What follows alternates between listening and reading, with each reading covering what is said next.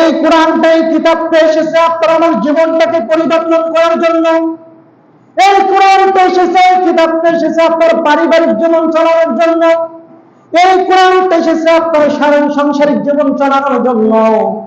ওই কিতাবটা এসেছে আপনার পরিবার নীতি, রাজনীতি, সমাজনীতি এবং কি সংসদ পর্যন্ত কিভাবে চলবে, এই কোরআনটা কিন্তু এসেছে। কিন্তু আমরা এখানে সীমাবদ্ধতার ভিতরে রেখে দিয়েছি। এখন আমরা আলেমগুলো ভাগ করে দিয়েছি। আমাদের আলেম সমাজ তিন ভাগে বিভক্ত হয়ে গিয়েছে।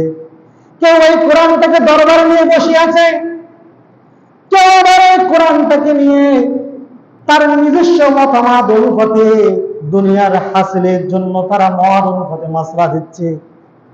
আর 3 নম্বর হলো কোরআন এবং হাদিসে অনুরূপ ভাবে যেভাবে কথাগুলো বলেছেন, হক কথা বলে